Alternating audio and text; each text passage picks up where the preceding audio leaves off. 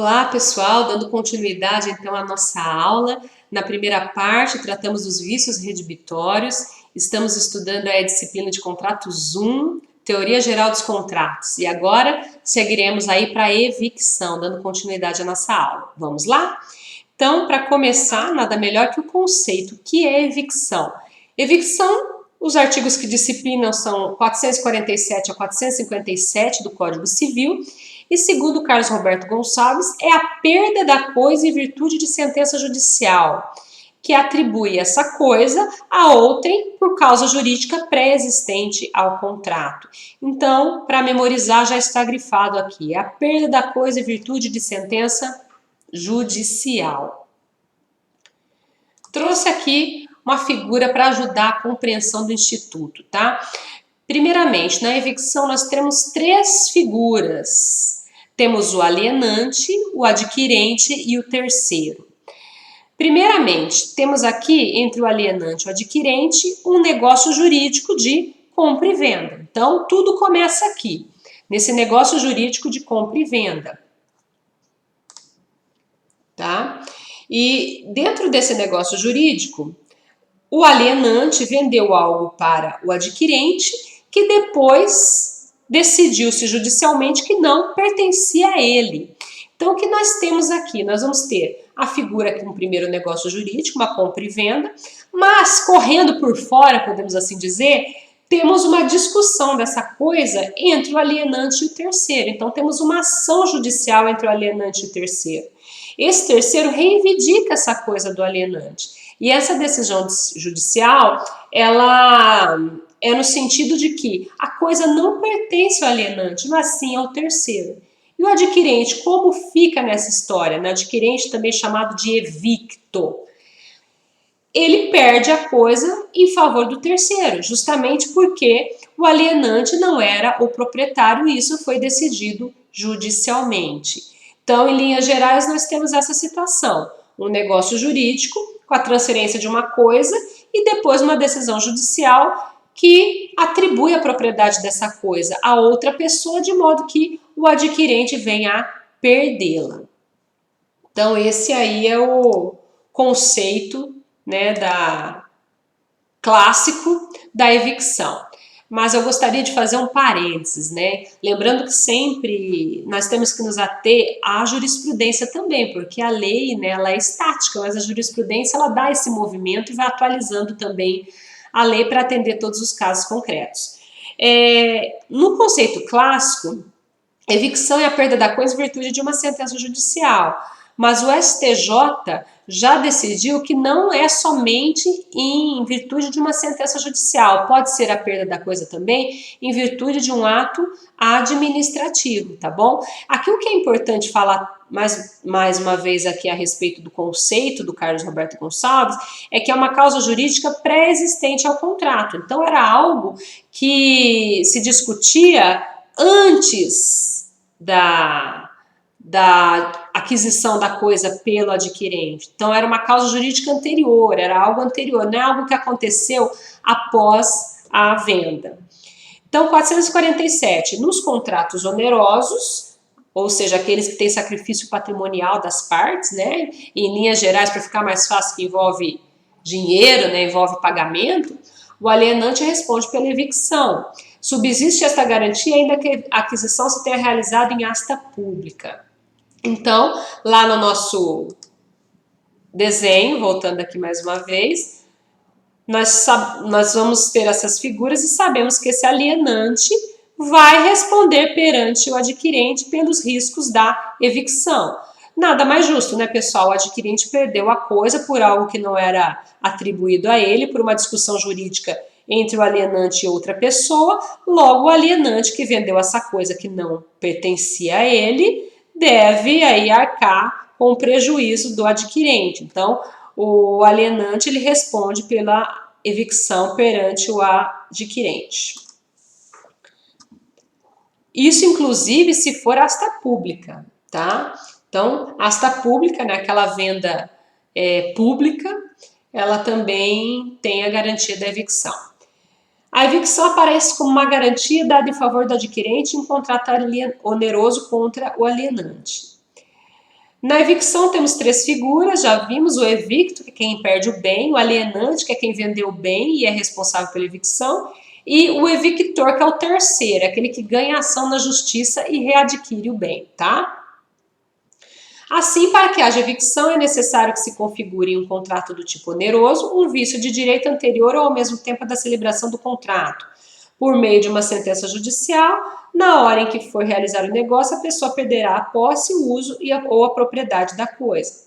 A evicção, essa perda da coisa em virtude de uma decisão judicial e nos termos também do STJ, em virtude de um ato administrativo, pode ser total, quando recai sobre toda a coisa, ou parcial, quando recai sobre parte dela, tá?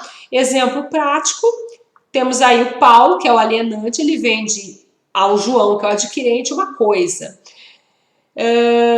Aqui o exemplo foi citado como compra e venda porque é o exemplo mais clássico de um contrato onde se aplica evicção por ser um contrato oneroso. Acontece, no entanto, que havia um fato anterior a esse negócio jurídico no qual estava envolvido Lucas. Somente agora o fato é decidido judicialmente e provoca a evicção. A causa jurídica da evicção é anterior ao contrato firmado entre Paulo e João. Temos então a figura de um terceiro em relação ao contrato. Trata-se de Lucas, que será denominado evictor. Então, aqui no próximo slide, só recapitulando essas três figuras. Resumindo, o que ocorre na evicção é o seguinte: fica decidido judicialmente que Paulo não tinha direito legítimo sobre a coisa alienada. O titular do direito sobre a coisa passou a ser Lucas. Logo ocorreu a perda da coisa para um terceiro, que é o Lucas. Por exemplo, aqui ele até citou um exemplo de usucapião. A coisa estava sendo discutida judicialmente, esse usucapião, e definiu-se judicialmente que a propriedade aí passaria para o Lucas. Paulo, nessa situação, responde pela evicção junto ao adquirente, porque o adquirente não tem culpa de perder o bem nessa situação. Importante, né? Eu gostaria até de colocar algumas questões que eu anotei aqui, que são questões novas na jurisprudência. Não se exige trânsito em julgado dessa decisão judicial, tá? Então não precisa ser uma decisão transitada em julgado, basta que haja a perda da coisa. Segunda questão, essa perda da coisa pode ser a perda do uso, perda da posse e perda da propriedade. Pode ser qualquer um desses elementos aí que são os atributos da propriedade. E logo, o STJ ele tem entendido que no caso de algum gravame, né, que foi colocado no bem, que impeça o uso pleno desse bem, como por exemplo a transferência, também seria possível aí se falar em evicção, tá bom? Exemplo, aquele bem ele não foi tirado da propriedade, da posse do adquirente, mas foi inserido um gravame impedindo a circulação, impedindo a transferência dele, porque aquele bem, por exemplo, está servindo de garantia em alguma ação judicial, ele está bloqueado por algum motivo, houve inadimplemento, então fez esse bloqueio aí para garantir que aquele bem não seja vendido. Enfim, houve uma restrição do uso da coisa. Logo, o STJ tem entendido que cabe a evicção. Tem inclusive um artigo sobre isso que eu vou encaminhar para vocês, tá? A evicção, como está na lei, decorre da lei, ela não precisa constar no contrato, tá? É uma previsão legal. Mas o 448 diz o seguinte, que as partes podem, por cláusula expressa, reforçar, diminuir ou excluir a responsabilidade pela evicção. Então, se o contrato for omisso, aplicamos a lei fala da evicção, mas as partes, por uma cláusula expressa, logo não pode ser uma pactuação tácita, tem que ser lá expressa por escrito, podem reforçar, diminuir ou excluir essa responsabilidade, tá? Elas têm essa liberdade aí nos termos do conteúdo do contrato. 449. Não obstante a cláusula que exclui a garantia contra evicção, se esta se der, tem direito o evicto a receber o preço que pagou pela coisa, se não soube do risco da evicção ou dele informado não assumiu. Esse é um artigo interessante. Então, vimos que as partes podem excluir a evicção, ou seja, uma cláusula que diga que não se aplica a evicção. Ou seja, se a parte, o adquirente, perder a coisa em virtude de uma decisão judicial e segundo aí o entendimento mais moderno do STJ, em virtude de um ato administrativo, o alienante não responderia pela evicção. Mas o 449 fala o seguinte, olha, não é por aí. Ele só vai se eximir, vai afastar totalmente a responsabilidade do alienante se o evicto ou adquirente não soube daquele risco e dele informado não assumiu. Então, não basta uma cláusula elidindo a evicção. É necessário que o evicto, né, aquela parte que em tese vai ser prejudicada porque não vai ser reembolsada em caso de perda da coisa, é essencial que ele não saiba do risco ou se foi informado que aquele risco existia, ele não assumiu, tá? Esse é um artigo bastante interessante justamente para não se prejudicar aquele que está adquirindo a coisa. 450. Salvo estipulação em contrário, tem o evicto, além da restituição integral do preço, direito a... Aí nós vamos falar um pouquinho dos direitos do evicto. Que é o adquirente, aquele que perdeu a coisa. Lembra-se, evicto é aquele que perdeu a coisa, evictor é o terceiro que adquiriu a coisa em virtude de uma decisão judicial. Gostaria de fazer mais um parênteses aí, se é possível. A Lei 13.097 de 2015, no artigo 54, ela fala expressamente que somente será oposta a evicção em relação a imóveis se a controvérsia constar de alguma forma na matrícula. Então, tem que estar previsto na matrícula essa decisão judicial, essa controvérsia judicial, né? Na verdade, nem a decisão, mas que há uma controvérsia. É uma previsão específica para os bens imóveis no artigo 54, tá bom? Então, a questão da evicção, para saber se a parte tinha ou não conhecimento, no caso de imóveis, deve-se verificar se a questão estava indicada na matrícula. Justamente porque a matrícula é o meio que as partes têm, né, de saber das coisas a respeito do imóvel. A função da matrícula, dos registros públicos, é justamente dar publicidade. Então, presume-se que a parte sabia, por isso a necessidade de tirar aquele monte de certidão quando vai se adquirir um imóvel, né? Mais uma vez, continuando. Então, salvo estipulação em contrário, por quê? Porque as partes podem estipular diferente. Se elas não estipularem nada, aplica o Código Civil. Tem direito ao evicto, além dessa restituição do preço ou da quantia que ele pagou, a indenização dos frutos que tiver sido obrigado a restituir. Então, se ele, por exemplo, comprou uma casa e essa casa ele tinha investido naquela casa, lembrando que os frutos eles podem ser frutos naturais, né, ou também frutos civis, no caso aí frutos como um acréscimo ali naquela coisa, né, ou um aluguel, alguma coisa do tipo, esses frutos gerados periodicamente também devem ser restituídos, tá? A indenização pelas despesas dos contratos e pelos prejuízos que diretamente resultarem da evicção, então se tive despesa do contrato também vou ter que restituir, e custas judiciais e honorários de advogado. Então, se tive despesas com advogado em virtude de uma ação, também o evicto tem esse direito.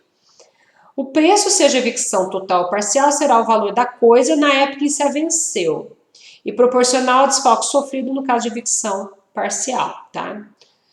451. Subsiste para o alienante esta obrigação, ainda que a coisa alienada esteja deteriorada, exceto havendo dolo do adquirente. Então, ainda que a coisa não esteja em sua condição melhor, né, esteja com algum problema ou deteriorada, se aquele problema, né, aquela deterioração, melhor dizer, for algo que não dependeu da vontade, ali não teve dolo do adquirente, também vai persistir aí a responsabilidade do alienante, tá? Só estará isento dessa responsabilidade se o evicto ou adquirente agiu de má fé.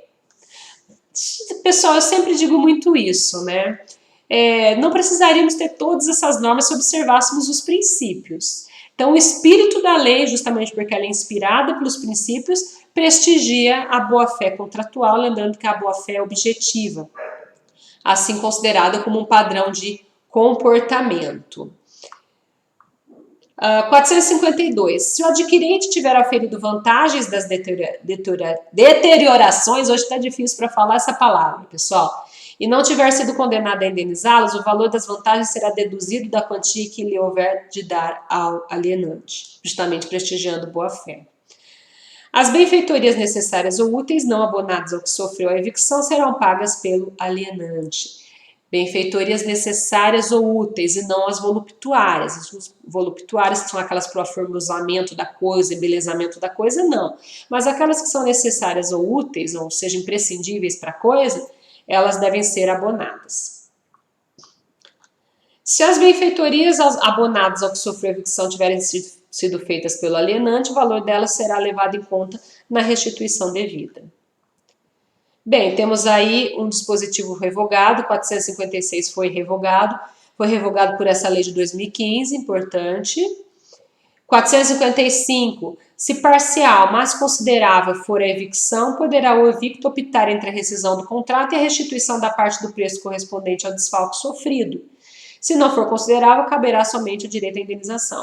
Então, se for uma evicção parcial, ou seja, eu perdi parte da coisa, eu vou analisar se foi considerável a perda ou não. Se foi considerável, o evicto ele pode optar pela rescisão do contrato ou a restituição da parte do preço correspondente àquela perda, aquele desfalque.